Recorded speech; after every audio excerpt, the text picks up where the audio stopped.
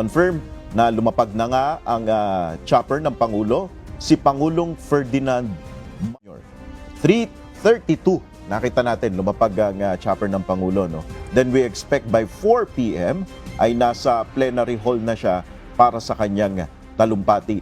Kanina malakas ang ulan dyan sa area. Makikita natin, malakas ang ulan pero natuloy pa rin yung kanyang transportation via dun sa presidential chopper. So dyan, Monica, makikita natin, bibigyan siya ng arrival honors dyan sa Kamara. Then after nyan ay sasalubungin siya ng mga mambabatas, mga senador at ng ilang mga kongresista, yun nga yung mga welcoming committee na tinatawag. At yan, after nyan, makikita natin na dediretso yan mamaya sa executive lunch.